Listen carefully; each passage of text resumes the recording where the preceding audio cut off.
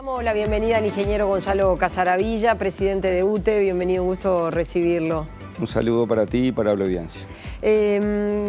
Casaravilla, el 3,2 de UTE. Ayer un poco también lo conversábamos con el ministro de Economía en relación con que se dio todo un debate acerca de si efectivamente el gobierno preveía bajar las tarifas y la noticia fue que las tarifas aumentaban. El ministro decía, bueno, en términos relativos, las tarifas no aumentan o están por debajo de la inflación. Yo tengo que ser bien claro y hay que tener empatía con la gente, que al final del día todos los meses recibe una factura y que es una factura que, como viene toda junta, hay otros insumos en la casa que son más grandes que la energía eléctrica. La energía eléctrica anda entre el 2 y el 5, en una familia más carenciada, digamos, con menos ingresos puede llegar a ser hasta un 10, pero es importante porque viene toda junta. En vestimenta y alimentos se gasta mucho más, o pagando la nafta del auto o el combustible. Por tanto, hay que tenerles empatía. Pero si uno mira efectivamente cómo evolucionó la tarifa eléctrica respecto al IPC, han bajado los costos energéticos respecto al IPC. Y cuando uno hace un ajuste de 3,2, cuando la inflación del último año fue 6,5 y la inflación que viene está proyectada en el orden de 7, es una rebaja efectiva, que podría ser más o que si fuera más sería mejor para la gente, eso no hay ninguna duda. Pero yo coincido con el ministro Astori que estamos ante un ajuste que el 3,2 sale de un ajuste paramétrico, uno toma los números fríos, hace una cuenta en función de cómo evolucionaron las 4 variables que son el barril de petróleo, el índice medio salarios, lo que es el IPC y lo que es la tasa de cambio, y el número que salió de 3,2 es el que le da a la OPP, a UTE le daba un poquito menos, pero del orden de 3. Lo que pasa es que después si uno pone cómo evolucionan las otras cosas, la exportación, cómo viene la demanda, cómo vienen los nuevos negocios que estamos llevando adelante, uno dice, bueno, voy a tener tales ingresos que hasta ahora las predicciones que ha hecho UTE cada uno de los años se han verificado. Y si confiábamos en que ese volumen de negocios iba a ser posible, podíamos haber tenido un ajuste diferencial. Pero discutir es sano, contraponer intereses es sano, eso está bueno. Es más, si todos estuviéramos en diferentes estamentos del Estado en forma coherente, capaz que, no coherente, todos coincidentes, capaz que tendríamos que preguntarnos, ¿puede ser que sea siempre así? Normalmente las cosas son contrapuestas. Y hay que trabajar, hay que discutir y llegar a una conclusión, que finalmente el Poder Ejecutivo la llevó adelante, llegó la decisión y ahora seguimos trabajando, el mundo sigue. Este 3,2 es porque UTE lo necesita como empresa, porque el Estado uruguayo necesita que UTE aporte con su rentabilidad al erario público, como se decía antiguamente este concepto. ¿Cómo dice usted, cómo lo definiría? Desde el punto de vista de las necesidades de UTE, una vez ajustado el programa de inversión en el año 2015, después es que uno hace la cuenta de cuáles son los diferentes ajustes. Los ajustes de UTE ha sido público desde el punto de vista de cumplir con el resultado operativo solicitado, etcétera, eran menores. El Poder Ejecutivo tomó decisiones diferentes, pero además lo dijo en forma explícita. En el 2015, cuando se presenta el presupuesto quinquenal, bueno, en realidad era por 2 años y después se fue ajustando, se dijo explícitamente que las empresas públicas tenían que contribuir a disminuir en el año 19 con 600 millones de dólares en el déficit fiscal. Eso equivalía, tenía que ayudar a disminuir el déficit fiscal. Eso equivalía para UTE, que tenía que mejorar en el año 16 en 40 millones el resultado operativo, en el año 17 en 80 millones y en el año 18 en 120 millones y está previsto que para el año 19 en 160 millones. Eso estaba previsto, estaba escrito, eso no hay nada que ocultar, lo dijo el ministro cada vez que lo ha podido decir y eso es para contribuir a disminuir el déficit fiscal. Afortunadamente en el caso de UTE pudimos cumplir con todo eso de aumento de la productividad, bajar los gastos, etcétera, el cambio de la matriz, todo eso nos ha permitido dar eso y bastante más. por suerte nos ha ido bien en las exportaciones, el agua nos ayudó, la gestión nos ayudó y en definitiva si uno hace la cuenta año 15, 16, 17, por arriba de eso adicional que se nos pidió, incluso dimos casi 650 millones de dólares más. En definitiva, esa plata ha sido la que en forma importante ha contenido el déficit fiscal. Eso es así, son números públicos, son auditables, no hay nada oculto en esto. Entonces es claro que gran parte de ese incremento es para las arcas del Estado, es una necesidad del Estado uruguayo más que una necesidad de la empresa pública. Cuando un privado tiene una empresa para ganar plata. En el caso de una empresa privada, capaz que ganar plata es para comprarse un 4x4. En el caso del Estado uruguayo, tiene empresas. Hay además un tema de la energía, tiene que estar en manos del Estado, etcétera, etcétera. Pero tiene empresas para que tengan un resultado económico y con ese resultado económico financiar el sistema de cuidados, financiar lo que es abrir escuelas, financiar carreteras, financiar las cosas que yo tengo la ilusión que todo el esfuerzo que hacemos todos los días es para bienestar de los uruguayos en el lugar que sea. Si es a través de la tarifa de nuestros clientes, mejor. Y esa es la defensa que uno hace. Pero si el Poder Ejecutivo, en el marco de sus competencias, define que tiene que haber una contribución de las empresas, porque todas dimos contribución. El 80% de la contribución la hizo UTE, pero las demás también. Es un tema de volumen de negocios. El sector energético maneja mucha plata. ¿Sabe por qué? En ese sentido, tenemos que sentir que estamos cumpliendo con nuestro deber. En el caso de OCE, por ejemplo, porque el ingeniero Milton Machado estuvo por acá hace unos días, señalaba que ese incremento del 6,5 parte es porque OCE lo necesita para invertir en infraestructura. Y ni que hablar el esfuerzo que está haciendo OCE, porque además todo el tema del saneamiento, que es un debe que tiene el Uruguay, si vamos al caso, en particular en el medio rural o suburbano, y bueno, y eso necesita inversión. No hay forma de crecer sin invertir. Ese es el problema que tenemos en UTE, que si bien tenemos el mayor presupuesto de inversión, no es suficiente.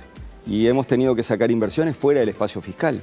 Y bueno, y ese es el nudo gordiano en el cual estamos, porque en definitiva sacar inversiones fuera del espacio fiscal con instrumentos que normalmente terminan encareciendo el costo del servicio eléctrico, no está bueno. Y además le quita a UTE una posibilidad de quedarse con el beneficio de esa inversión. Pero bueno, ese es el nudo en el que estamos hoy en día, tratando de ver cómo sortear este tema del déficit fiscal. Pero bueno, eso tiene que ver con cómo evoluciona el país y uno tiene que tener la confianza de quien maneja el país, que no es la UTE, sino el Poder Ejecutivo, está haciendo lo mejor para todos. Así que usted dice, del déficit fiscal, del dinero que se recauda, el 80% lo está colocando la UTE. De las empresas públicas, que todas estamos contribuyendo a lo que se nos pidió y todos estamos cumpliendo con las metas que nos indicaron de mejora resultado operativa, todos estamos cumpliendo, pero por un tema de volumen, el que está poniendo el 80% de eso y que por suerte lo hemos podido hacer y hemos podido contener el déficit fiscal. Respecto al planteo que se hace desde el sindicato de UTE, que señalan que la tarifa de los hogares es el doble de la que pagan los privados, las empresas privadas. ¿Es así? Mire, fíjese si será un discurso entreverado. Lo voy a poner en otros términos. La tarifa que pagan los hogares es el doble de lo que paga la principal empresa que consume energía eléctrica en Uruguay, que es pública, es OCE. O sea, estamos comparando zapallos con sandías. Las tarifas industriales de alta tensión en 150 kilovoltios son estructuralmente más económicas que las tarifas residenciales en baja tensión. Porque alguien que consume en baja tensión utiliza todo el sistema de comercialización, todo el sistema de distribución de baja tensión, todo el sistema de transmisión, de subtransmisión, utiliza mucho más de la red eléctrica. De hecho, el 85% del costo de la energía de baja tensión es red eléctrica. En cambio, el que está conectado en 150 kilovoltios, o sea, en extra alta tensión o en alta tensión, caso OCE o los grandes consumidores, no pagan todo eso, no tienen que pagar todo eso. Las tarifas representan los costos. Evidentemente, eso es así en cualquier lugar del mundo. sí es verdad que si miramos las tarifas regionales desde el punto de vista industrial, estamos más o menos parejos. Yo ya no suscribo algo que podía pasar años anteriores, de que no éramos competitivos respecto a la región con las tarifas energéticas a nivel industrial. Eso es falso. Estamos más o menos apareados. Ahora, en la tarifa residencial sí todavía tenemos una diferenciación que está a la vista respecto a lo que es Brasil, Chile, Argentina, y bueno, estamos trabajando. Uruguay está más caro. Está más caro. Es verdad que también estamos comparando vuelta zapallos con sandías, porque cuando nos comparan con empresas metropolitanas. Y UTE no es una empresa metropolitana. UTE presta el servicio en el medio de Montevideo o en las ciudades capitales, en donde tenemos el 90% de la demanda, pero también alimentamos a todo el Uruguay, donde tenemos en todo el territorio, digamos, dar energía eléctrica en el medio rural, que es 4 y 5 veces más caro, con tarifas iguales que Montevideo. Entonces, en realidad, hay un subsidio explícito, lo tenemos hace 105 años y lo vamos a seguir teniendo, en el cual a mí que me comparen con una empresa básicamente intermedia entre metropolitana y rural. Ahí los números se empiezan a emparejar cuando se hacen las comparaciones. Es una discusión que se da en nuestro país y que por supuesto se da en todo el continente y que está vinculado con los incentivos que desde el sector público se da al sector privado. Y eso está vinculado, por ejemplo, con la matriz energética. Uruguay transformó su matriz energética y hay quienes dicen, sí, transformó la matriz energética, ahí los privados han tenido una gran participación, tienen ganancias siderales a costa del apoyo del sector público. Por ejemplo, UTE paga IVA, los privados no pagan IVA.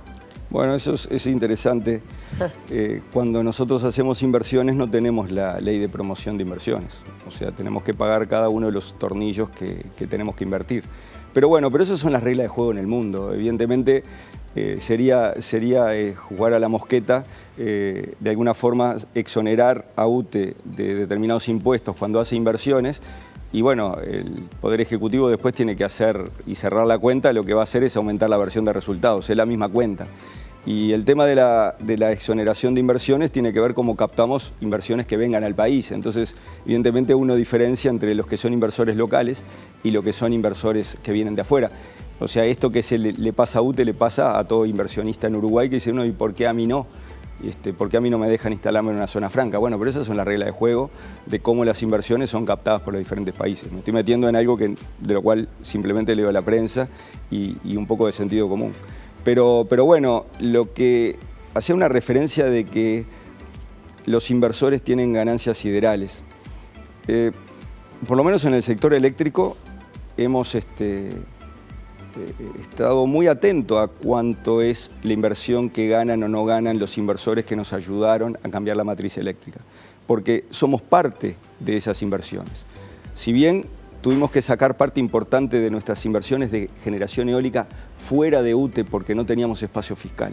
No teníamos espacio fiscal porque si miramos los 10 años que me toca estar en la UTE, tuvimos el mayor presupuesto de inversión de la historia de UTE.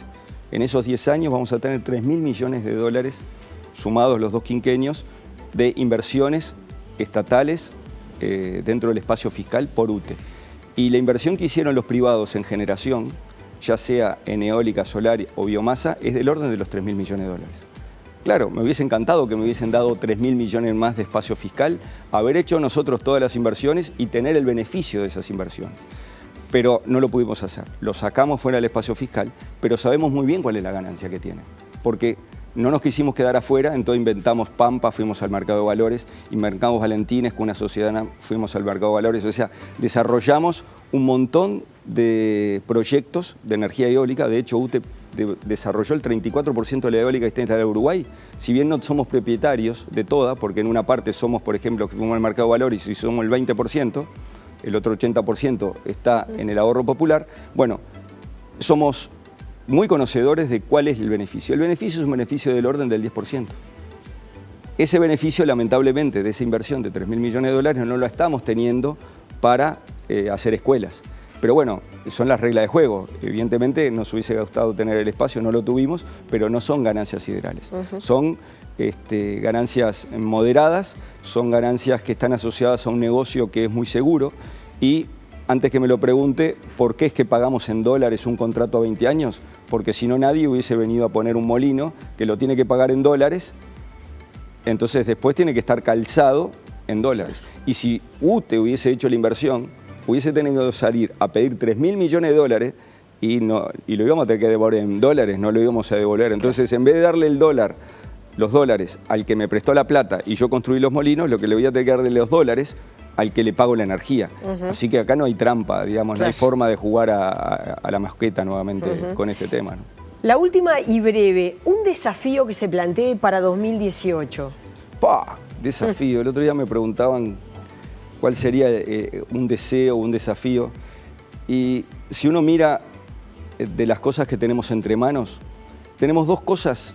Yo visualizo que hay dos cosas que son muy complicadas. Una muy complicada, que es el tema de la inclusión social.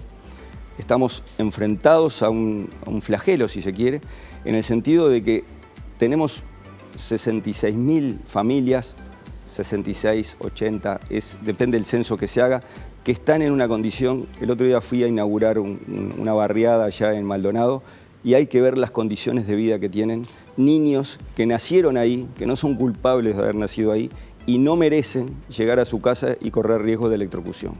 No lo merecen. Tenemos que trabajar para eso.